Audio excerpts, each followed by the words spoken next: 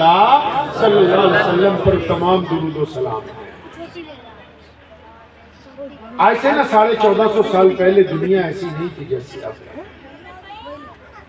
آپ کو ایک قصہ سناتا ہوں۔ آج سے 1450 سال پہلے مکے کی جو دھرتی ہے جہاں آج ہم حج کرنے کے لیے جاتے ہیں، جہاں اللہ کا گھر ہے بیت اللہ، وہ ایسا نہیں تھا جیسا اب ہے۔ نبی علیہ السلام نے جب آنا تھا، آپ صلی اللہ علیہ وسلم کی جب ولادت ہونی تھی، دنیا میں تشریف لانا تھا، تو حالت یہ تھی کہ مکے میں اگر کسی کے گھر پر بیٹی پیدا ہو جاتی تھی تو وہ اپنی بیٹی کو فوراً کھیت میں لے جا کے ریت میں دبا دیتا تھا تاکہ وہ کسی کو کل کو اپنا داماد نہ بنانا۔ بیٹی کو عیب سمجھتے تھے۔ آپ نے سنی ہوگی یہ بات، پوری سنی ہے۔ آج ہمارے نبی علیہ السلام جب دنیا میں آئے تھے، جب ان کی ولادت ہوئی تھی، اپنی ماں کی گود میں تھے، تو بیٹیوں کو زندہ دفن کر دیا جاتا تھا۔ اگر دو بھائیوں میں لڑائی ہوتی تھی تو قتل کے بغیر وہ لڑائی ختم نہیں ہوتی تھی۔ اور پھر جب وہ قتل ہو جاتا تھا تو جو مرنے والا تھا اپنے چھوٹے چھوٹے بچوں کو وصیت کرتا تھا کہ جب تم جوان ہو جاؤ گے تو پھر پڑوسیوں کو مارنا۔ پھر جب وہ مرتے تھے تو وہ بھی اپنی اگلی نسل کو وصیت کر کے جاتے تھے کہ چنانچہ ایک قتل کا سلسلہ 10 نسلوں تک چل رہا تھا۔ اور مکے سے 500 میل آگے ایک شہر ہے جس کو یثرب کہتے ہیں۔ اس شہر کا نام آج مدینہ المنورہ ہے۔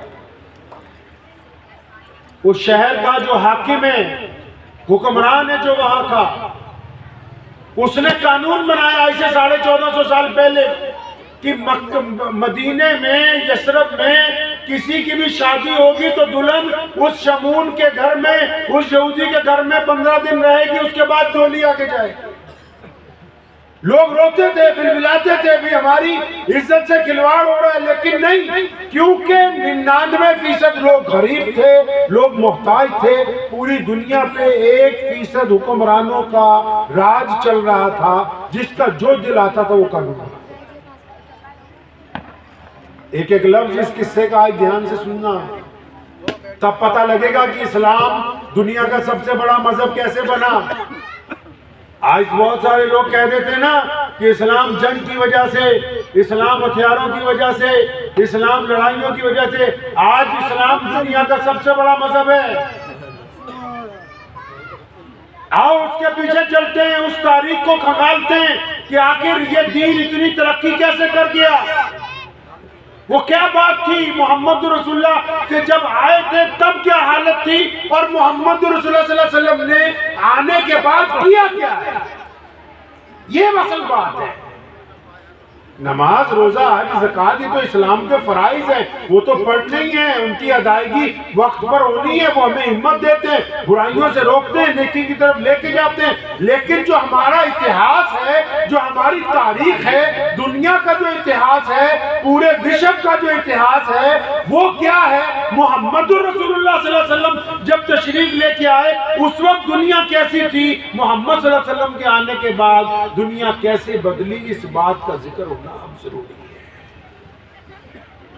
تو مدینے سے 500 میل پر کیا ہے، مکے سے 500 میل پر کیا ہے یثرب۔ مکے میں کیا ہے کہ بیٹیوں کو زندہ دفن کرتے ہیں، یثرب میں کیا ہے کہ دلہن کو بادشاہ اپنے گھر میں رکھتا ہے۔ اب وہاں سے 1000 کلومیٹر اور چلے جاؤ، ایک شہر ہے کیسر و کسرا جس کا نام ہے۔ اس ملک کے بادشاہ نے قانون بنایا کہ جو زمیندار ہے، جو غریب ہے، وہ گاؤں میں رہیں گے، کھیتوں میں رہیں گے، اچھی فصلیں لے کے آئیں گے، شہر کے دروازے تک چھوڑ جائیں، کیونکہ وہ اس قابل نہیں ہے کہ اندر آئیں۔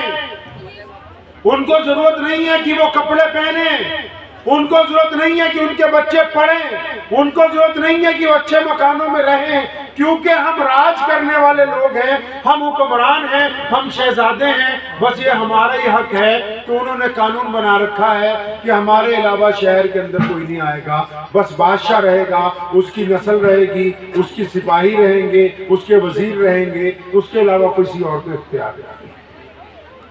وہاں سے اور 1000 کلومیٹر چلے جاؤ، جس کو آپ عراق کہتے ہو، جس کو آج کے دور میں ایجپٹ کہتے ہو، مصر، وہاں کے جو بادشاہ ہیں، وہاں کے بادشاہوں نے عجیب قانون نکالا ہے، کیونکہ ان کے بچوں کے پاس کوئی کھیل نہیں ہوتا، اداس ہو جاتے ہیں، تو وہ بولتے ہیں کسی بھی گاؤں سے یا جیل خانے سے 20-25 مرد عورتیں لے آؤ، ہمارے بچوں کے سامنے ان کی گردنیں اتارو، یہ جب تڑپیں گے تو ہمارے بچے خوش ہوتے ہیں، کیونکہ ان کو ایسا لگتا ہے کہ سفید چمڑی والوں کے علاوہ دنیا میں جو باقی لوگ ہیں یہ انسانوں کے زمرے میں نہیں آتے، وہ انسانوں کی کھوپڑیوں کے مینار بناتے ہیں۔ پڑھیے تاریخ آپ دنیا کی اٹھا کے، وہ انسانوں کی کھوپڑیوں کے مینار بناتے ہیں تاکہ جو کوئی باہر سے آئے وہ دہشت میں آ جائے کہ اچھا یہ تو بڑا طاقتور بادشاہ ہے، دیکھو کتنا لمبا مینار بنایا، 10,000 انسانوں کی کھوپڑیاں لگائیں۔ وہ اپنی طاقت کا عظمت دکھانے کے لیے غریب لوگوں کو ناجائز مار کے ان کی کھوپڑیوں کا مینار بناتے ہیں اپنے محلوں کے باہر۔ اور آگے چلے جاؤ، وہاں سے مولویوں سے پوری بات تو آپ سنتے نہیں نا، وہ جی جو کچھ تھا مکے میں تھا، مکے میں نہیں، پوری دنیا کی حالت بدترین ہوئی تھی۔ اگر صرف مکے کی بات ہوتی تو محمد رسول اللہ کا دین صرف مکے تک ہی نہ رہتا۔ اب مکہ المکرمہ سے اب 3000 کلومیٹر پہ جاؤ، جس کو آپ تاشقند و بخارا پرانے دور میں کہتے ہو، جہاں یوسف بن تاشقین نے، جس کو اب ساؤتھ افریقہ کہا جاتا ہے، وہاں کے بادشاہوں کے پاس کیونکہ انڈسٹری نہیں ہے،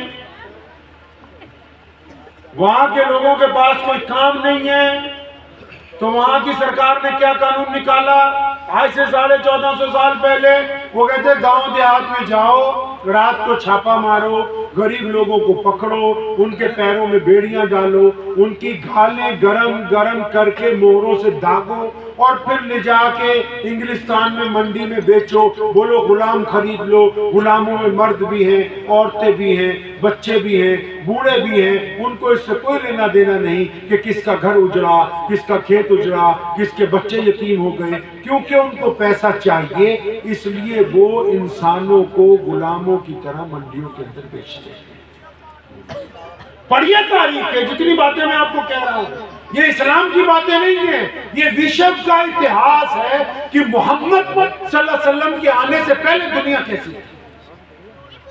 کہہ دینا آسان ہے کہ اسلام نے پوری دنیا کے اندر اپنا بول بالا کر لیا، لیکن ہوا کیوں؟ اس سے آگے چلے جائیے، جس کو آج آپ چائنا کہتے ہو، کتنی بڑی تہذیب ہے، انہوں نے کہا دیوار بنا دو، باہر سے کوئی اندر نہ آئے، اندر والے باہر نہ جائیں، اور اس ملک کے جو غریب لوگ ہیں ان کو کہا کہ جو ہمارا مذہب ہے بس وہی تمہارا مذہب ہونا چاہیے، جن کو ہمارا طریقہ پسند نہیں ان کے لیے پھانسی ہے۔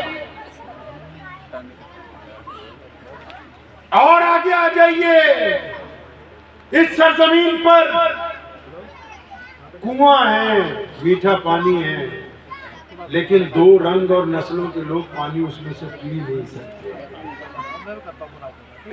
اور آگے چلے جاؤ، جس کو اندلس کہتے ہیں، آج کے دور میں اسپین جس کا نام ہے، فرانس سے لے کے براستہ پورا برطانیہ تک فلمیں بنی ہوئی ہیں انگریزی میں۔ کھیت میں جو مزدور قائم کرتے ہیں، ان مزدوروں نے اگر کبھی اپنے مالک کو کہا کہ ہمارے بچے بھوکے، 20 دن سے تنخواہ نہیں ملی، اناج نہیں ملا، پیسے نہیں ملے، تو وہ مالک نے انکار کر دیا کہ میں تو پیسے دوں گا نہیں، بچے بھوک سے مر گئے، تو کچھ مزدوروں نے جا کے عدالت میں درخواست لگا دی کہ ہمارے مالک نے تنخواہ نہیں دی، وقت پر روٹی نہیں دی، بچہ بھوکا مر گیا۔ تو اس دور میں 1450 سال پہلے انگریزوں کے یہاں فیصلہ ہوا، کیونکہ تمہارا رنگ کالا ہے، کیونکہ تمہاری ذات نیچی ہے، کیونکہ تم انسانوں کے زمرے میں نہیں آتے، تمہیں تو یہ حق ہی نہیں کہ تم کسی گوری چمڑی والے کے خلاف درخواست دے سکتے ہو۔ یہ دنیا کی سب سے بڑی تہذیب، جو آج کہتے ہیں ہم دنیا سے سب سے بڑے ڈیموکریٹک ہیں، جس کو آپ یونائٹڈ اسٹیٹ آف امریکہ کہتے ہو، پڑھو اتہاس اٹھا کے، آج سے صرف 100 سال پہلے تک کالوں کو ان سڑکوں پہ، ان بازاروں میں، ان گلیوں میں چلنے کا حق حاصل نہیں تھا جہاں پر امیر لوگ چلتے تھے، کیونکہ وہ کہتے ہیں کہ تمہاری ذات کچھ اور ہے، ہماری ذات کچھ اور ہے۔ اب محمد آ گئے تو صلی اللہ علیہ وسلم، اب محمد صلی اللہ علیہ وسلم آ گئے دنیا میں۔ محمد صلی اللہ علیہ وسلم نے دنیا میں آ کے کیا کیا؟ دنیا میں آ کے آتے ہی دنیا کی دکھتی ہوئی رگ کو پکڑ لیا۔ لوگ بھٹکے ہوئے تھے۔ میرے نبی علیہ السلام نے فطرت کی بات کی۔ کس کی بات کی بھائی؟ فطرت کس کو بولتے ہیں؟ جو اندر سے آپ کا دل چاہتا ہے، جو کھاتے ہو وہی اثر آتا ہے۔ فطرت کس کو بولتے ہیں؟ اس مٹی میں اگر بیج ڈال دیں آم کا تو آم کا درخت اگے، اگر بیج ڈال دیں انگور کی بیل کا تو انگور کی بیل نکلے، اگر بیج ڈال دیں ببول کا تو کانٹوں کا ببول نکلے، اس کو فطرت کہتے ہیں۔ تو انسان کی فطرت کیا تھی؟ انسان کی فطرت تھی انا، کہ میں کہتا ہوں کہ بیوی صرف میری ہو، اس پہ کسی اور کا حق ہو، میرا بیٹا صرف میرا ہو، اس پہ کسی اور کی حکمرانی، میرا نوکر صرف میرا ہو، اس پر کسی اور کی حکمرانی نہیں چلے گی، میرا مال صرف میرا ہو۔ محمد رسول اللہ نے ان کی نبض پکڑ لی اور سمجھایا کہ جس طرح تم دنیا کے رشتوں میں وفاداری چاہتے ہو، نوکر سے وفاداری چاہتے ہو، بیوی سے وفاداری چاہتے ہو، بیٹوں سے وفاداری چاہتے ہو، بھائیوں سے وفاداری چاہتے ہو، میرے کریم رسول صلی اللہ علیہ وسلم نے سمجھایا کہ جب تم دنیا میں اپنے رشتوں میں وفاداری ڈھونڈتے ہو تو میرا رب بھی چاہتا ہے کہ میرا بندہ اپنے رب کا وفادار ہو کر کے رہے گا۔ جب یہ بات سمجھائی صحابہ کرام رضی اللہ تعالیٰ اجمعین کو کہ میرا رب چاہتا ہے کہ جس طرح تم دنیا کے رشتوں میں وفاداری ڈھونڈتے ہو، اپنے رب کے وفادار ہو جاؤ، اپنے رب کی عبادت کرو، اپنے رب کی طرف رجوع کرو، اپنے رب کی توحید کو تسلیم کرو، تو ان میں سے سب سے پہلے ہم سب کی ماں امی خدیجہ الکبریٰ رضی اللہ تعالیٰ عنہ نے اسلام کو قبول کیا۔ نبی علیہ السلام جن دنوں میں پریشان تھے، امی خدیجہ الکبریٰ نے ان کا ساتھ دیتے ہوئے کہا تھا یا رسول اللہ لبیک، میں آپ کے ساتھ ہوں، کوئی آپ کا ساتھ دے یا نہ دے۔ اب جب سیدنا امی خدیجہ الکبریٰ رضی اللہ تعالیٰ عنہ ایمان لے آئیں تو نبی علیہ السلام کے بچپن کے دوست، نبی علیہ السلام کے جوانی کے دوست، نبی علیہ السلام کے پڑوسی، نبی علیہ السلام کے کاروباری متر، نبی علیہ السلام کے غار کے دوست، نبی علیہ السلام کے رازدار، کون؟ سب سے بڑے مسلمان۔ کون جی؟ سب سے بڑے مسلمان۔ کون ہے سب سے بڑا مسلمان؟ زور سے بولو، کون ہے سب سے بڑا مسلمان؟ حضرت ابو بکر صدیق رضی اللہ تعالیٰ عنہ۔ انہوں نے کہا لبیک یا رسول اللہ صلی اللہ علیہ وسلم، ہم آپ کے ساتھ ہیں۔ اب نبی علیہ السلام نے اپنے سارے رشتہ داروں کو بلا لیا، سارے رشتہ دار اکٹھے کر لیے، رشتہ داروں کی دعوت کی، کھانا بنوایا۔ کیوں؟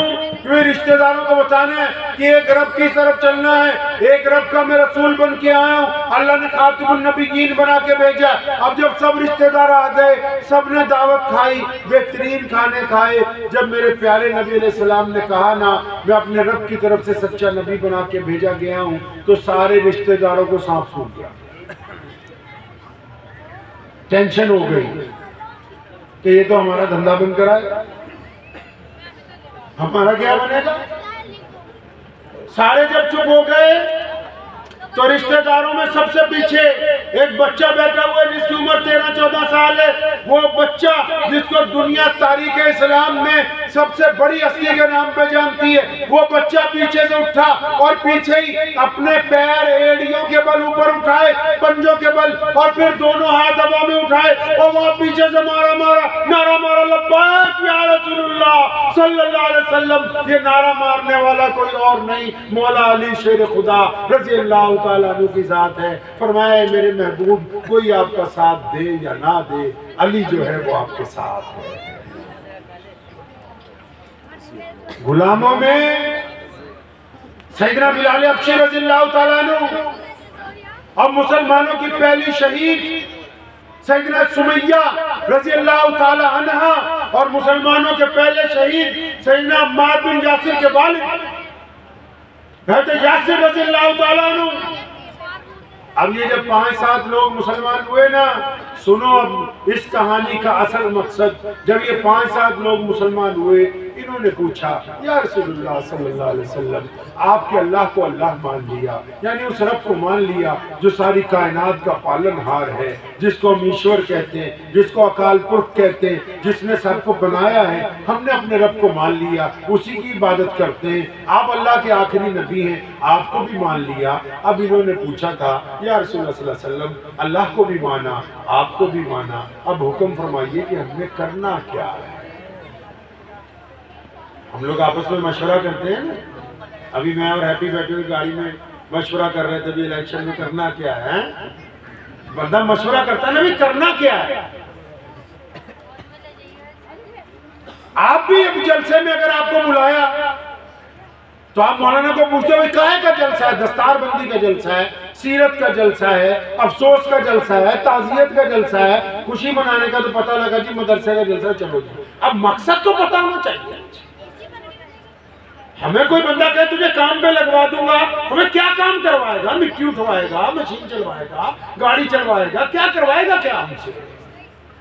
تو ان لوگوں نے پوچھا اپنے پیارے محبوب صلی اللہ علیہ وسلم سے، یا رسول اللہ صلی اللہ علیہ وسلم، آپ کے رب کو مانا، آپ کو بھی مان لیا، اب کرنا کیا ہے؟ ابھی نماز تو فرض نہیں ہوئی، روزے نہیں آئے، حج نہیں آیا، زکوٰۃ نہیں آئی.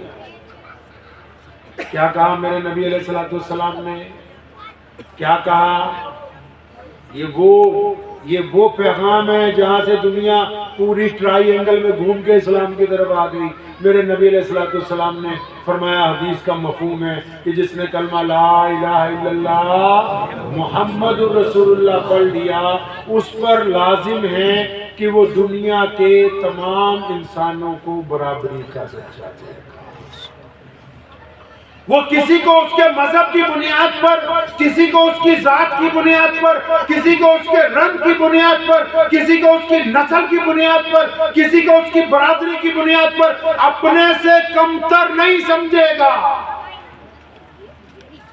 یہ وہ انقلابی پیغام تھا جب دنیا کے 99% لوگ جو غریب تھے، محتاج تھے، پسے ہوئے تھے، پٹ رہے تھے، جیلوں میں پڑے تھے، بادشاہوں کی غلامی کر رہے تھے، بھوک میں تھے، پیاس میں تھے، جب پوری دنیا کے آگے پیغام پہنچا کہ ایک نبی آ گئے جو کہتے ہیں ایک رب اور رسول کو ماننے والے اب چھوا چھوت نہیں کریں گے، اب لوگوں میں برابری کی بات ہوگی، اب امیر اور غریب ایک ہی صف میں کھڑے ہو کے نماز پڑھیں گے، اب کسی کی بیٹی کو دفنایا نہیں جائے گا، اب کسی کو ناجائز قتل نہیں کیا جائے گا، اب کسی کا گھر نہیں گرایا جائے گا، اب کسی کے رنگ کی وجہ سے اس کو نیچے نہیں کر دیا جائے گا. جب دنیا کو پتہ لگا کہ ایک ایسا دین آ گیا جو انسانوں کو انسان سمجھتا ہے، تو پوری کائنات کے لوگوں نے دوڑ دوڑ کے محمد رسول اللہ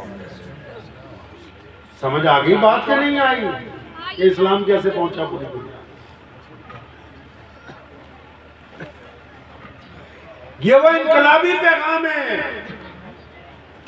جو مقصد ہے میرے نبی علیہ السلام کا. یہ کائنات میں جتنے بڑے بڑے کمیشن دیکھتے ہو، بڑی بڑی سرکاریں آج انصاف کی بات کرتی ہیں، وشو کا اتہاس اٹھاؤ. میرے نبی علیہ السلام نے 1500 سال پہلے انصاف کی بنیاد رکھی. مکہ فتح ہوا، بڑے بڑے شہزادے، بڑے بڑے بادشاہ بیت اللہ کے صحن میں کھڑے، فرمایا نہیں آج تو بیت اللہ کی چھت پہ چڑھ کے اذان میرا بلال دے گا. اور بلال کون ہے؟ بلال حبشی ہے، بلال کالا ہے، بلال غلام ہے، بلال محتاج ہے، بلال کے کپڑے پھٹے ہوئے، بلال کے ہونٹ موٹے موٹے. لیکن میرے نبی نے کہا کہ آج اگر کوئی اوپر چڑھ کے اذان دے گا تو میرے بلال دے گا، تاکہ دنیا کو بتانا تھا کہ ہم مسلمان ہیں، ہم رنگ اور نسل کی بنیاد پر نفرت نہیں کر سکتے. میرے نبی علیہ السلام کی مسجد میں غیر مسلم آیا، اس آپ صلی اللہ علیہ وسلم بھوک سے ہیں، پیٹ پر پتھر بندھے ہوئے ہیں. اس نے کہا یا رسول اللہ صلی اللہ علیہ وسلم کھانا چاہیے. میرے نبی علیہ السلام نے کھانا دے کے بھیجا. نبی علیہ السلام کی مسجد میں غیر مسلم آئے، یا رسول اللہ آپ اللہ کے نبی ہیں، ہم ننگے ہیں، کپڑے دیجئے۔ میرے نبی نے کپڑے دیے۔ محمد رسول اللہ کی مسجد میں غیر مسلم آئے، یا رسول اللہ صلی اللہ علیہ وسلم ہم مسافر ہیں، سواری دیجئے۔ میرے نبی علیہ السلام نے اونٹ پیش کیا، اور اسی دن ایک دن اچانک ایک صحابی آ گئے، یا رسول اللہ بڑا محتاج ہوں، بڑا پریشان ہوں، گھر میں کھانے کو کچھ نہیں ہے، آپ کچھ دے دیجئے۔ فرمایا کچھ تو گھر میں ہوگا۔ یا رسول اللہ کچھ بھی نہیں۔ کوئی برتن ہوں گے؟ نہیں ہے۔ کوئی فرنیچر ہوگا؟ نہیں ہے۔ کوئی ساز و سامان ہوگا؟ نہیں ہے۔ اچانک نگاہ پڑی، فرمایا یہ کندھے پر جو چادر ہے، فرمایا یا رسول اللہ کل کائنات یہی چادر ہے۔ نبی علیہ السلام نے وہ چادر لی، پھٹی ہوئی چادر، بہت پرانی چادر، میلی کچیلی چادر، نبی علیہ السلام نے ہاتھ میں پکڑی، فرمایا کوئی ہے جو اس کی قیمت دے دے، جبکہ وہ چادر بے قیمت ہے کیونکہ نبی علیہ السلام کے ہاتھ میں ہے۔ صحابہ نے کہا یا رسول اللہ صلی اللہ علیہ وسلم ایک دینار سونے کا، فرمایا کم ہے۔ کسی نے کہا یا رسول اللہ دو، فرمایا یہ ٹھیک ہے، 2 دینار میں چادر بیچ دی گئی۔ فرمایا 1 دینار کا راشن خرید لے، سارا پورے گھر میں لے جا تاکہ آرام سے کھاؤ پیو۔ دوسرے دینار کی کلاڑی خرید کے لا اور اپنے ہاتھ سے دستہ لگوا کے دیا۔ فرمایا اب جنگل میں جا، لکڑیاں کاٹ، مدینے کی منڈی میں بیچ، اور خود بھی کھا اور دوسروں کو بھی کھلا، کیونکہ تو محمد رسول اللہ کی امت میں سے ہے۔ اٹھانا ہے فلاسفر آج کل، کیونکہ لوکل مفتی بہت بن گئے لوگ۔ لوکل مفتی سمجھتے؟ لوکل مفتی نہیں سمجھتے؟ اب جیسے کوئی جنازہ ہو، نکاح ہو، جتنے کھڑے ہو سب لوکل مفتی ہیں، اپنا اپنا فتویٰ دے رہے ہوتے ہیں۔ اچھا موبائل کمپنی کا ہوگا، گاڑی کمپنی کی خرید رہی، ڈاکٹر سے دوائی لینی تو MBBS ڈاکٹر ہو، اور مسئلہ کیلا بیچنے والا ہی مسئلہ بتا رہا، چائے بیچنے والا ہی مسئلہ بتا رہا، ڈاکٹر صاحب بھی مسئلہ بتا رہے، انجینئر بھی مسئلہ بتا رہا، پردھان جی بھی مسئلہ بتا رہے۔ اچھا ساری چیزیں برانڈ کی چاہیے، جب دین کی بات آئے تو برانڈ کو چھوڑ دو، پھر ہر کوئی بتاتا پھر اتنا سستا ہے دین، اتنا کمزور ہے کہ اس میں اپنی مرضی چلانے لگا۔ ایسے ہی تھا ایک لوکل مفتی، وہ گاؤں جنگل میں گیا تو دیکھا ایک لومڑی اپاہج بیٹھی ہوئی ہے، اس کی دونوں اپنی ٹانگوں کو پولیو ہوا ہے، تو بڑا سوچنے لگا، کہنے لگا یہ کھاتی پیتی کیسے ہوگی۔ وہیں درخت پر چڑھ گیا، بیٹھا رہا، رات ہوئی تو اس نے دیکھا شیر آیا، جنگل کا راجا، اس کے منہ میں ایک شکار تھا، اس نے لومڑی کے پاس بیٹھ کے کھایا اور باقی شکار لومڑی کے آگے ڈال کے چلا گیا۔ اب لوکل مفتی نیچے اتر آیا، کہنے لگا بھائی بس بات سمجھ آ گئی کہ اللہ نے رزق کا وعدہ کر رکھا، کام کرو یا نہ کرو اللہ نے رزق کا وعدہ کر رکھا۔ اب وہ گھر پہنچ گیا، گھر جا کے کام وام بند کر دیا۔ اب کسی نے اس علاقے کے اصلی مفتی صاحب کو بتایا، اصلی مولانا کو، جناب وہ جنگل میں گیا تھا، لومڑی کو دیکھ کے تو کام ہی روک دیا اس نے سارا۔ حضرت جی آئے تو بیٹا کیا ہوا؟ فرمایا حضرت جنگل میں گیا تھا، پائی لومڑی کو دیکھی، میرے دل نے یقین کر لیا کہ اللہ کا تو وعدہ ہے رزق دینا ہے، وہ جنگل میں اپاہج لومڑی کو رزق دے رہا، مجھے نہیں گھر میں دے گا۔ اور فرمایا بیوقوف، اللہ نے تجھے دکھایا جنگل میں کہ شیر بن شیر، خود بھی کھا دوسروں کو بھی کھلا، خود بھی کھا محتاجوں کو بھی کھلا، ضرورت مندوں کی ضرورت بھی پوری کر، بھائی بہنوں کا بھی خیال رکھ، پڑوسیوں کا بھی خیال رکھ۔ یہ محمد رسول اللہ نے رواج ڈالے دنیا میں۔ میرے پیارے نبی علیہ السلام نے یہ انقلاب برپا کیا۔ دنیا تو بھائیوں کو قتل کرتی تھی، آدم علیہ السلام کے ایک بیٹے نے دوسرے بیٹے کو قتل کیا، یہ محمد رسول اللہ جنہوں نے بلال کو سیدنا ابو بکر صدیق کا بھائی بنا دیا۔ یہ پیارے محمد رسول اللہ جنہوں نے غلام سیدنا اسامہ کو لشکر کا سپہ سالار بنایا۔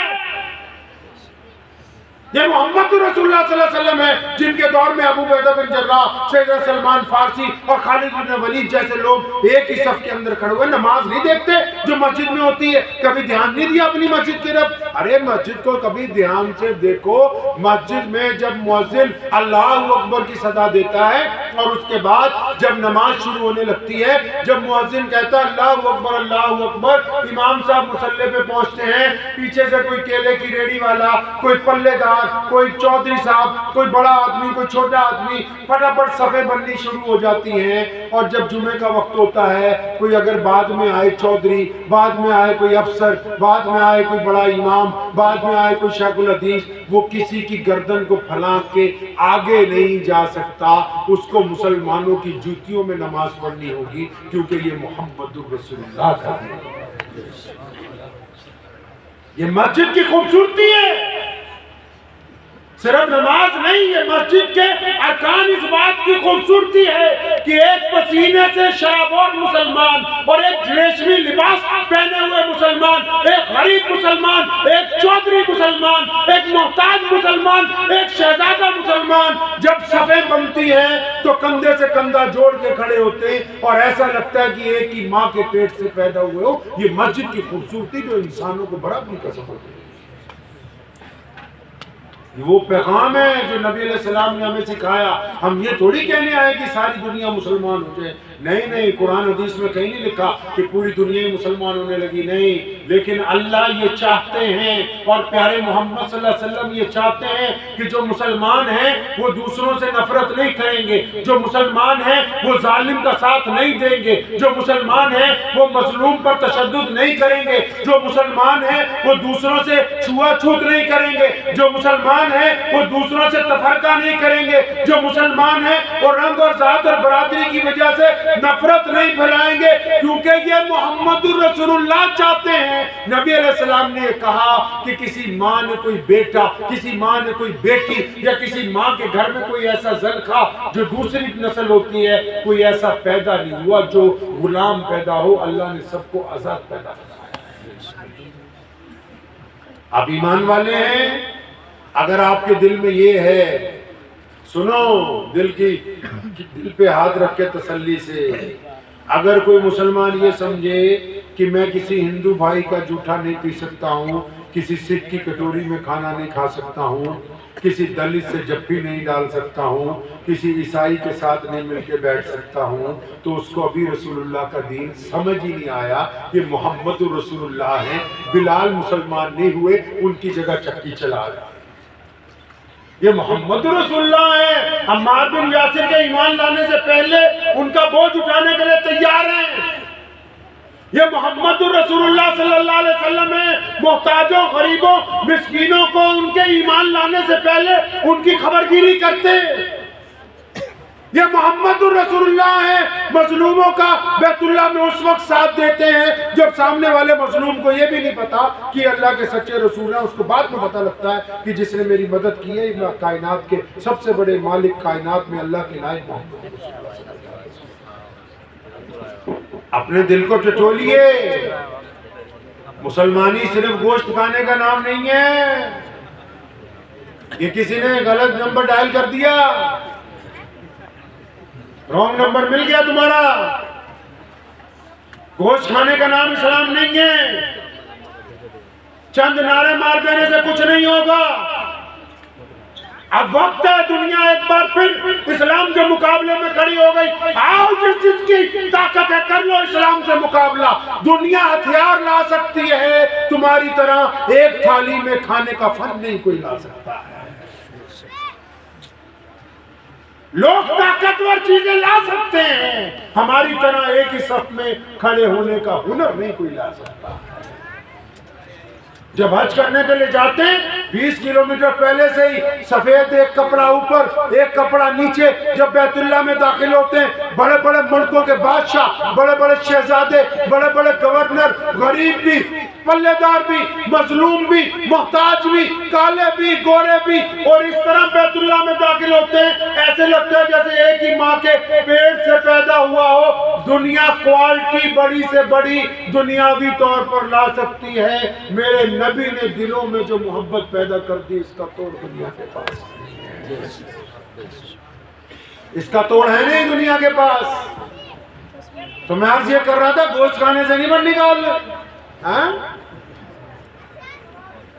گوشت تو یاد آیا، وہ کئی لوگ کی مریاں مجھا بھائی گوشت بیچی جانے یہ بھی خرید کے کھائی جانے۔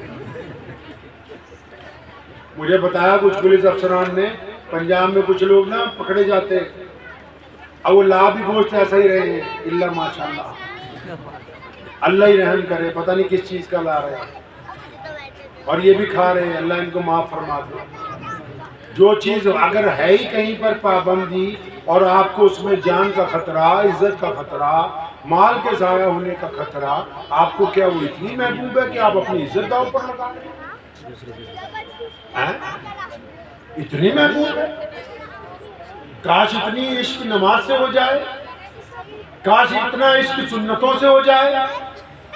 پتہ تو لگے پیارے محمد علیہ السلام چاہتے کیا ہے، محمد علیہ السلام نے ہمیں سمجھایا کیا ہے. سنو دو لفظوں میں کہ کرنا کیا ہے اب ہم مسلمانوں کو.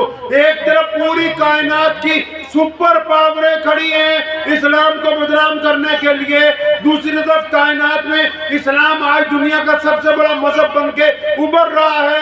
پوری کائنات میں اہل اسلام برق رفتاری سے آگے بڑھ رہے ہیں. لیکن سنو اب دل کو ہاتھ تھام کے کہ مسلمانوں آپ کو اس کے اندر کیا کرنا ہے. ہمیں اسلام کی ایک فوٹو کھینچ لو گے. اب لوکل مفتی کہیں گے اسلام کی تو فوٹو ہوتی ہے، پوری بات تو سن لو. اسلام کی ایک فوٹو کھینچ. کس کی فوٹو؟ اپنی فوٹو. کیونکہ جو ہمارے ہندو بھائی ہیں، سکھ بھائی ہیں، عیسائی بھائی ہیں، دلت بھائی ہیں، جینی بھائی ہیں، وہ تو قرآن پاک نہیں پڑھتے، وہ تو مسجد تک نہیں جاتے، لیکن وہ اسلام کو جانتے ہیں کیونکہ وہ ہیپی کے ساتھ کاروبار کرتے، کیونکہ وہ عبد الرحمن سے دودھ خریدتے، کیونکہ محمد شفیع ان کے ساتھ پڑھتا ہے، کیونکہ محمد جنید ان کی دکان پر مال دیتا ہے، کیونکہ عبد الرحمن کے یہاں وہ کام کرنے آتے ہیں، کیونکہ شفیع نے ان کی دکان سے مٹیریل لینے آنا ہوتا ہے. وہ جانتے ہیں اسلام کو. آپ نے سوچا کہ مسلمان وہ ہے جو گوشت کھا رہا ہے صبح دوپہر شام، لیکن مسلمان وہ ہے کہ جس کے کردار کو دیکھ کر کھینچو فوٹو اسلام کی، ایک سیلفی لو اچھی سی، اور رات کو بستر پر لیٹ کے اس فوٹو کو بار بار دیکھنا ہے. اگر اس فوٹو میں کوئی ٹھگ ہے تو یقین مانو آپ نے اسلام کی تصویر خراب کی. اگر اس فوٹو میں کوئی زناکار ہے، کوئی بلاکاری ہے، تو آپ نے اسلام سے دھوکہ کیا ہے. اگر اس فوٹو میں کوئی جھوٹ بولنے والا بندہ ہے تو آپ محمد رسول اللہ سے وفاداری نہیں رکھتے. اگر اس فوٹو میں کسی غیر کی بیٹی سے زنا کا ارادہ رکھنے والا بندہ ہے، اگر اس فوٹو میں کوئی ایسا بندہ ہے جو کسی کی بیٹی کے چکر میں لگا ہوا ہے کہ مجھے کس طرح اس کا نمبر مل جائے، تو یقین مانو وہ مسلمانوں کے منہ پر بدنما داغ ہے، اس کا اسلام کے اندر کوئی حصہ نہیں. کس نے کہا کہ اسلام صرف مسجد کے اندر ہوتا ہے؟ جو بندہ مسجد سے آنے کے بعد بھی اگر کسی غیر کی بیٹی پر گندی نگاہ ڈالے، غیر کی بیٹی پر زنا کا ارادہ رکھے، مسجد سے آنے کے بعد بھی اس کی تکری صحیح نہ تولے، مسجد سے آنے کے بعد بھی اس کی نگاہ میں بدماشی ہو، مسجد سے آنے کے بعد بھی وہ زبان سے کسی کو گالی دیتا ہو، وہ بے ایمانی کرتا ہے، جھوٹ بولتا ہے کہ مسجد تک جاتا ہے، وہ دکھاوے کے لیے جا رہا ہے کیونکہ اس کی نماز اس کو برائیوں سے روک لے، جھوٹ بولتا ہے، بے ایمانی کر رہا ہے.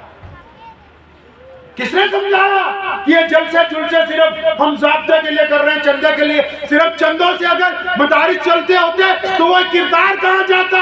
ہم اعلیٰ کردار بنانے کے لیے آئے ہیں. ان مدرسوں میں بچوں کو اس لیے پڑھاتے ہیں کہ یہ بچے ہو کے ماں باپ، بڑے ہو کے ماں باپ کے پیر دبائیں گے، یہ بڑے ہو کے سچ بولیں گے، یہ بڑے ہو کے نماز پڑھیں گے، یہ بڑے ہو کے بیٹیوں کی عزت کریں گے، یہ بڑے ہو کے بے ایمانوں سے دور رہیں گے، یہ بڑے ہو کے مظلوموں کا ساتھ دیں گے. اگر ہم اپنے مقصد کی طرف نہیں چلے تو پھر سب کچھ ضائع، کچھ نہیں ہمارے پاس. ہم کوئی کھیل تماشا تھوڑی کر رہے ہیں. اسلام کی پوری دنیا میں، پوری دنیا کی اسلام مخالف طاقتوں سے مقابلہ چل رہا ہے، تو اس کا مطلب کہ ہم چند قدم پیچھے ہٹ جائیں. مقابلہ اس بات کا ہے کہ اعلیٰ کردار میں کون ہوگا، مقابلہ اس بات کا ہے کہ بہترین کوالٹی کس کی ہوگی، کیونکہ دنیا ایک مارکیٹ ہے. یاد رکھو کبھی بھی کوئی کمپنی کسی دوسری کمپنی کے خلاف اشتہار نہیں دیتی ہے. اسلام کبھی نہیں کہے گا کہ دنیا کا کوئی مذہب خراب ہے. ہم ہر مذہب کی عزت کرتے ہیں، لیکن اپنے مذہب کی کوالٹی کو اتنا زیادہ مینٹین کرتے ہیں، اتنا زیادہ بہترین بناتے ہیں کہ اگر کوئی ہمارے پاس آئے تو کم از کم یہ کہنے کو مجبور ہو جائے کہ محمد رسول اللہ کی امتی سے ملا تھا، اس سے بڑھیا خدا بنا. گریبان میں جھانکو تو صحیح ہے. ہم کھڑے کہاں پہ؟ پوری دنیا میں اسلام آگے جا رہا ہے، ہمارے دیش میں اسلام کے خلاف پروپیگنڈا بھی ہے، اسلام کے خلاف باتیں بھی ہیں. ہمارا کوئی قصور نہیں اس میں، سارا قصور سرکار کا. مسجد کے گزر خانوں میں بیڑیاں سرکاری لوگ آ کے پی گئے. قرآن پاک پر جو گلاف میں اوپر 10 کلو مٹی چڑھی ہوئی ہے یہ حکومت نے رکھوا دی. کڑوی باتیں کرتے کیوں نہیں؟ ارے ڈاکٹر کو اپنا مرض کیوں نہیں بتاتے؟ اگر علاج نہیں ہوگا تو ہم آگے کیسے بڑھیں گے؟ بتاؤ تو صحیح، کیسے بڑھیں گے ہم آگے؟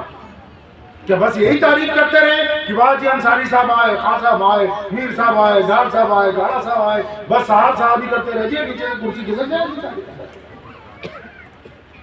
حقیقت میں آنکھیں کھول کے دنیا کو پہچانو.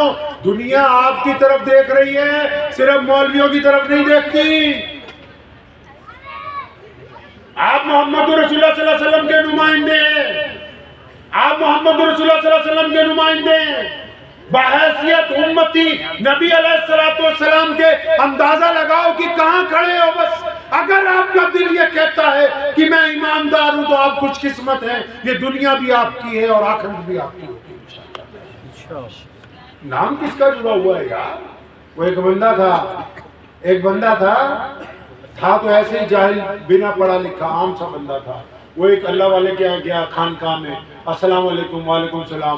کہنے لگا جی میں سید ہوں. اب سید تو آل رسول میں سے ہوتے ہیں صلی اللہ علیہ وسلم. اب حضرت نے جب بات سنی تو فوراً اپنی گدی سے اٹھ کے کھڑے ہو گئے، فرمایا یہاں بیٹھ جاؤ، میری جگہ بیٹھ جاؤ. اب وہ جو حضرت کی گدی پہ بیٹھ گیا، گدی میں جلال تھا. 2 منٹ بعد اٹھ کے کہنے لگا اجی میں تو سیدنا ہوں، میں نے جھوٹ بولا.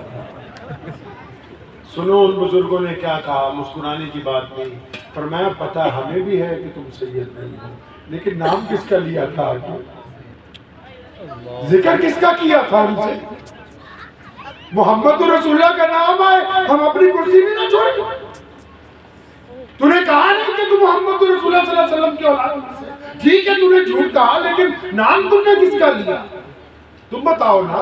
اگر کوئی غلط کام کرتے ہو، کبھی کسی غیر مسلم نے کہا کہ انصاری نے غلط کام کیا ہے، خان نے غلط کام کیا ہے، چودھری نے غلط کام کیا ہے، گاڑے نے نہیں، وہ کہتے ہیں محمدی ہے، یہ محمدن ہے، یہ محمد رسول اللہ کے دین کا ماننے والا ہے. نام کس کا جڑا ہوا ہے ساتھ میں؟ تو دیکھو اللہ نے عزت کتنی بڑی دے رکھی ہے آپ کو. اچھا بندہ کون ہوتا ہے؟ جو اپنی عزت سنبھال لے وہ اچھا ہوتا ہے، جو عزت کو خراب کرتے وہ اچھا ہوتا ہے. بتاؤ تو صحیح. کیا آپ اپنا نام ٹھگوں میں لکھوانا چاہتے ہیں، بے ایمانوں میں لکھوانا چاہتے ہیں، ریاکاری میں لکھوانا چاہتے ہیں؟ کتنے لوگ ہیں آج بازار میں مسلمانوں کے درمیان بھی کہ جو لوگ ٹھوک کے کہتے ہیں کہ جو میں کہتا ہوں منہ پہ کہتا ہوں. اچھا قرآن نے کہا وَيْلٌ لِكُلِّ هُمَزَةٍ لُمَزَةٍ، کہ جو بندہ یہ کہتا ہے نا جی کہ جو میں کہتا ہوں منہ پہ بھی کہہ دیتا ہوں، اس سے بڑا بے ایمان دوسرا ہے. کیوں نہیں ہے؟ پتہ کیوں نہیں؟ کیونکہ اس نے اب تک کتنے زنا کیے یہ تو کبھی نہیں بتایا. اس نے کب شراب پی کبھی نہیں بتایا. اس نے 5-10 ہزار کی کس سے ٹھگی ماری کبھی نہیں بتایا. جس یار دوست کے گھر جا کے اس کی بہن کو گندی نگاہوں سے دیکھتا تھا کبھی نہیں بتایا. یعنی اگر اس کو منہ پہ کہنے کی عادت ہوتی سچ بولنے کی تو پہلے اپنے کارنامے بتاتا کہ نہیں؟ پتہ یہ لگا یہ اپنے کارنامے چھپاتا ہے، لوگوں کی عزتیں لٹاتا ہے. قرآن نے اسے کہا وَيْلٌ لِكُلِّ هُمَزَةٍ لُمَزَةٍ کہ ویل اور تباہی ہے ان لوگوں کے لیے جو دوسروں کے عیب تلاش کرتے ہیں پھر ان عیبوں کو آگے سپلائی کرتے ہیں. میرے بھائیوں آج کی رات ہم اکٹھے ہوئے، ہمارے لیے خوش قسمتی کی بات ہے کہ ہم محمد رسول اللہ صلی اللہ علیہ وسلم کی نسبت سے اکٹھے ہوئے. لیکن ایک دفعہ دل پہ ہاتھ رکھ کے سوچو تو صحیح کہ ہم سچ مچ اچھے والے مسلمان. یہ کھانے پینے ہوتے رہیں گے، صبح ہوگی شام ہوگی، اسی طرح ایک دن زندگی تمام ہو جائے گی، پتہ ہی نہیں لگے گا. لوگ سمجھتے ہیں کہ بہت جینا ہے، اللہ کی گنتی کو دیکھتے ہی نہیں. اللہ کی گنتی کو دیکھو ذرا دھیان سے. دنیا میں سب سے زیادہ تعداد کس کی ہے؟ بچوں کی. کس کی ہے؟ اللہ کی گنتی دیکھو، گھروں میں جاؤ، محلے میں جاؤ، سب سے زیادہ کون ملیں گے؟ بچے. بچوں کے بعد سب سے زیادہ تعداد جوان لوگوں کی. کن کی جی؟ جوان کی. جوانوں کے بعد سب سے کم کون ہے جی؟ بڈھے. بچے اس لیے زیادہ ہیں کیونکہ ہر بچہ جوان نہیں ہو پاتا. اللہ کی گنتی کو دیکھو، زیادہ کھرمستیاں نہ مارو. بچے اس لیے دنیا میں زیادہ ہیں کیونکہ ہر ایک بچہ جوانی تک نہیں پہنچتا. جوان بڈھوں سے اس لیے زیادہ ہے کیونکہ ہر ایک جوان بڑھاپا نہیں دیکھ پاتا ہے. کبھی دل پہ ہاتھ رکھ کے تو پوچھو اپنے آپ کو, ہم کیا کر رہے ہیں؟ کیا نبی علیہ الصلوۃ والسلام ہم سے چاہتے ہیں؟ دل پہ ہاتھ رکھو تو صحیح ہے. رکھ لو ہاتھ دل پہ, دل تو آپ کے پاس ہی ہے, میں نہیں لے کے جاؤں گا. رکھ لو ہاتھ دل پہ, اپنے دل پہ ہاتھ رکھو. اب پوچھوں گا میں, جواب آپ نے اپنے آپ کو خود ہی دینا, مجھے نہیں بتانا, آپ نے خود ہی اپنے آپ کو جواب دینا. اور خاص کر کے جو نمازی ہیں وہ تو ذرا دبا کے رکھنا زور سے. آپ نماز پڑھتے ہیں, آپ مسلمان ہیں, اچھا سچی سچی بتاؤ, آج تک جتنے سال کے ہو گئے ہو, 15 سال کے, 20 سال کے, 25 سال کے, 30 سال کے, 40 سال کے, ہاتھ رکھ لو دل پہ, ہاتھ رکھ لو دل پہ. اتنے سال کے ہو گئے ہو, سچی سچی بتاؤ, کیا کبھی اپنے ابو جان کو جا کے جفی ڈالی کہ ابا تیرے سے بہت پیار ہے یار, تو نے ہمارے لیے بہت کچھ کیا؟ آپ اپنے آپ کو مسلمان کہتے ہیں. کبھی اپنے باپ کو گلے ملے ہو, کہا یار تیری بہت یاد آ رہی تھی آج شام تیرے ساتھ, آج اکٹھے ہی بیٹھے ہیں, بتاؤ. کبھی اچھا اپنی ماں کے پیر دبائے؟ آپ کہتے ہو نا کہ آپ نمازی ہو یار, بولو تو صحیح کہ آپ نے کبھی ماں کی پیر. اچھا کبھی اپنی بیوی کو کہا ہے کہ میں تیرا دوست ہوں؟ کہا ہے اس کو کبھی؟ کبھی اپنے بچوں کو کہا ہے کہ میں تمہارے ساتھ آج کھیلوں گا؟ بتاؤ تو صحیح. یہ میں وہ باتیں پوچھ رہا ہوں جو میرے نبی صلی اللہ علیہ وسلم کرتے ہیں. اچھا کبھی یہ بتاؤ, اپنے کسی غریب بھائی کو, کسی غریب پڑوسی کو, یا کسی غریب بہن کو جو محتاج ہیں اور مانگ نہیں سکتے, کبھی تم نے اپنی حیثیت کے مطابق 1000 روپے, 10,000, 50,000 ایک لفافے میں ڈالے ہو اور چپکے سے رات کو بنا بیوی کو, بچوں کو بتائے ہوئے کبھی کسی اپنے ایسے جاننے والے کے گھر میں دروازے سے نیچے پھینکا ہو کہ یار میرا جاننے والا ہے, یہ پریشان رہتا ہے, میں اس کی مدد کر دوں؟ کبھی کچھ کیا؟ آپ کہتے ہو نا کہ آپ بڑے اچھے. اچھا کسی روتے ہوئے کو ہنسایا؟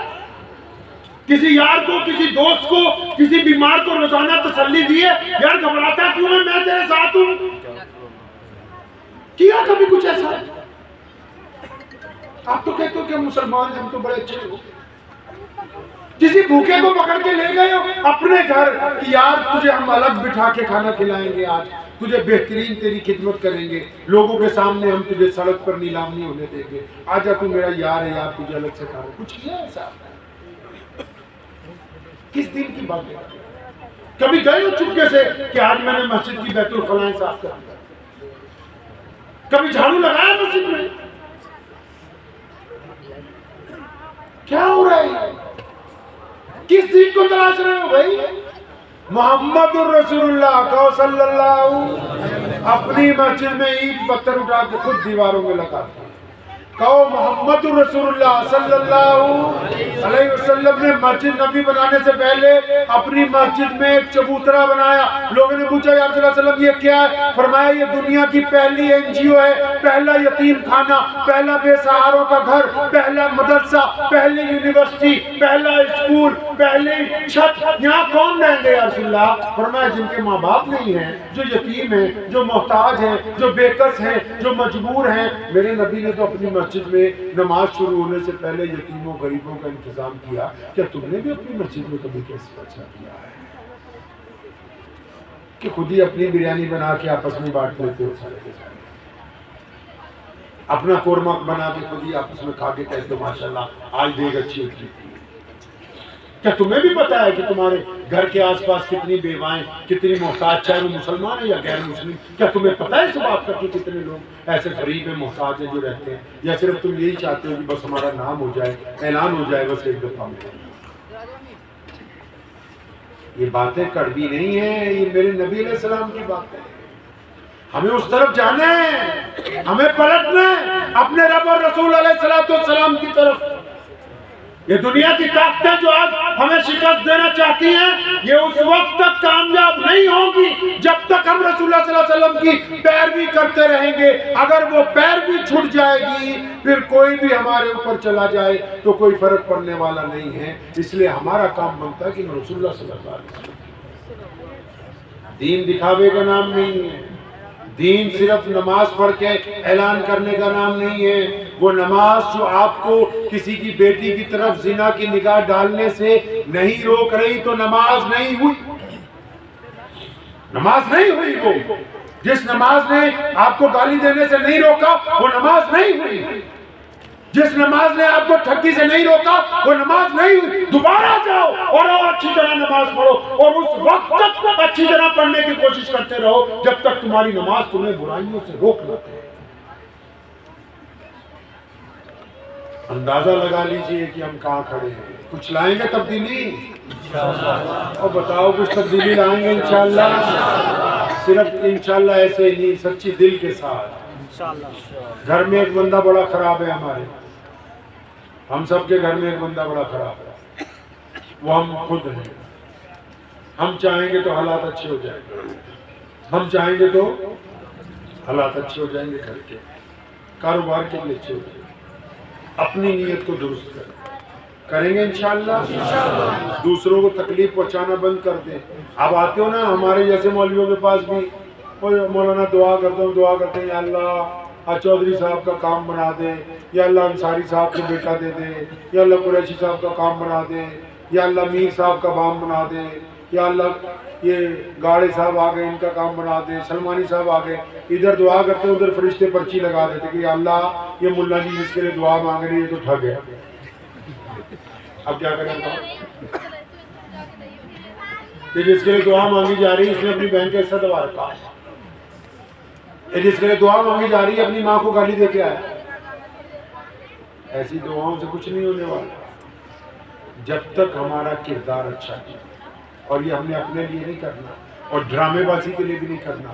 ہم نے نبی علیہ الصلوۃ والسلام کے دین کے اوپر کوئی حرف نہ آئے، نبی علیہ السلام کے دین پر ملا جیون رحمۃ اللہ علیہ نے لکھا ہے، اورنگزیب رحمۃ اللہ علیہ کے استاد تھے، ان کی جو تواریخ لکھی گئی جن حضرات نے مرتب کی، انہوں نے ایک واقعہ لکھا ہے مغلیہ سلطنت کے اختتام کے بعد، شاہجہاں کے بعد، وہ کیا کہتے ہیں بہادر شاہ ظفر کے بعد، دلی کی جو جامع مسجد ہے اس کی سیڑھیوں پر بھیک مانگنے والے لوگ بیٹھتے ہیں۔ تو اس دور میں بھی اب بھی جو لوگ گھومنے جاتے ہیں، اس دور میں جو بھی انگریز آتے تھے انگلینڈ سے راج کرنے کے لیے وہ ساری جگہ گھومتے تھے، تو وہ ایک انگریز اپنی فیملی کے ساتھ جامع مسجد دلی گھومنے آیا، وہ اردو بازار کی طرف سے چڑھا تو مانگنے والوں نے اسے ہاتھ پھیلائے تو اس نے سب کو پیسے دیے، دوسری طرف سے وہ اتر گیا، لیکن جب وہ پیسے بانٹ رہا تھا تو اس کا ویلٹ، اس کا جو بٹوا تھا وہ گر گیا۔ اب مانگنے والوں میں جس بندے کے سامنے گرا وہ کوئی مسلمان تھا، اس نے وہ بٹوا اٹھایا اور رکھ لیا۔ اب وہ انگریز اردو بازار کی طرف سے جامع مسجد میں چڑھا اور وہ دوسری طرف جو سامنے دروازہ ہے پچھلی طرف، اس دروازے سے باہر۔ اس واقعے کے 20 سال بعد دوبارہ اس کی پوسٹنگ انڈیا میں ہوئی اسی انگریز سے، اور پھر وہ دلی آیا، اسے کہا جامع مسجد پھر اپنے دوستوں کو گھماتے ہیں۔ جب وہ گھومنے کے لیے آیا سیڑھیاں چڑھ رہا تھا تو اس مسلمان فقیر نے اس آدمی کو آواز ماری، رک جائیے صاحب۔ اس نے پوچھا کیا بات ہے، کیوں روکتے ہو ہمیں؟ تو کہنے لگا آپ وہی نہیں ہیں جو 20 سال پہلے یہاں آئے تھے، ہمیں پیسے بانٹے تھے؟ کہتا ہاں بالکل۔ تو کہنا آپ رکیے، آپ کی ایک امانت میرے پاس ہے۔ تو کیا امانت ہے؟ تو اس نے اپنی بوری میں سے بہت حفاظت سے رکھا ہوا ایک بٹوا نکالا، اس انگریز کو دیا، کہنے لگا آپ جب گزرے تھے نا آپ کا بٹوا گر گیا تھا، میں نے سنبھال کے رکھ لیا۔ اس انگریز نے بٹوا کھولا، کہتے یار مجھے تو یاد بھی نہیں رہا لیکن یہ میرا ہی ہے۔ کہتا تجھے پتہ ہے اس میں اتنے پاؤنڈ ہیں کہ اگر تو چاہتا تو ایک اچھا گھر خرید سکتا، چاہتا تو ایک اچھا کاروبار کر سکتا، تو نے یار اتنے سال یہ سنبھال کے رکھا، بیوقوف ہے تو، پاگل ہے تو اس کو خرچ لیتا۔ تو انہوں نے لکھا ہے، کہنے لگے اس مسلمان فقیر نے کہا کہ یار یہ عشق کی باتیں ہیں تم نہیں سمجھو گے۔ کہنے لگا نہیں پھر بھی سمجھا۔ کہنے لگا سن، تو کیونکہ عیسائی ہے، حضرت عیسیٰ علیہ السلام کی امت میں سے ہے، میں محمد رسول اللہ کی امتی ہوں۔ جب تیرا بٹوا گرا نا میں نے اٹھا کے رکھ لیا، اب میں تیرے انتظار میں تھا، تو واپس آئے گا تو میں دوں گا، اتنے سال سے تیرا انتظار کر رہا ہوں، کیوں؟ کہتا جب قیامت کے دن میزان لگے گا، اگر تیرے نبی نے یہ کہہ دیا میرے نبی علیہ السلام کو کہ میرے امتی کا ایک بٹوا تیرے امتی نے رکھ لیا تھا، تو میرے نبی علیہ السلام کو خفگی نہ اٹھانی پڑے، اپنی نبی کی شان کی وجہ سے آج تک وہ سنبھال کے رکھا ہوا ہے۔ ساری چیزیں دولت نہیں ہوتی۔ آج بھی دنیا میں جن کا کردار بلند ہے، لوگ ان کے آگے جھکتے ہیں۔ ابھی میں دبئی گیا تھا، وہاں دبئی میں ریتا ہی ہے، سارا کچھ ریت ہی ہے نا، تو وہاں جو زمینیں بیچ رہے ہیں، پلاٹ بیچ رہے ہیں، ان کو میں نے پوچھا کیوں تمہارے ملک میں پلاٹ خرید لیں؟ اس وقت یورپ سے زیادہ دنیا وہاں جاتی ہے، روزانہ کروڑوں اربوں روپے کا کاروبار ہے، کیوں خرید لینے کا تمہارے ملک میں پلاٹ؟ تو بیچنے والے ڈیلر نے کیا کہا؟ کہتا ہے اس لیے ہمارے دیش میں پلاٹ خریدو کیونکہ ہم مذہب کی بنیاد پر نفرت نہیں کرتے، کیونکہ یہاں بلاత్కాر نہیں ہوتا، کیونکہ یہاں چوری نہیں ہوتی، کیونکہ یہاں ٹھگی نہیں ماری جا سکتی، کیونکہ یہاں کوئی بے ایمانی نہیں کر سکتا، کیونکہ یہاں کوئی کسی کو گالی نہیں دے سکتا، کیونکہ یہاں ہسپتال میں علاج فری ہے۔ تو پتہ یہ لگا کل بھی دنیا میں کردار سب سے مہنگا بکتا تھا، آج بھی دنیا میں کردار سب سے مہنگا بکتا ہے۔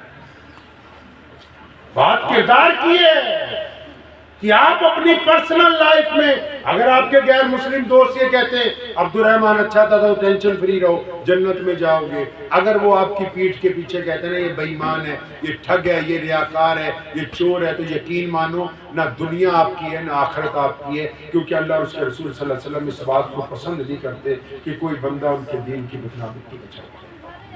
تو کریں گے، تبدیلی لائیں گے انشاءاللہ۔ دعا کیجئے اللہ اس پہ مجھے اور آپ سب کو عمل کی توفیق عطا فرمائے۔ دعا خود دعوان الحمدللہ۔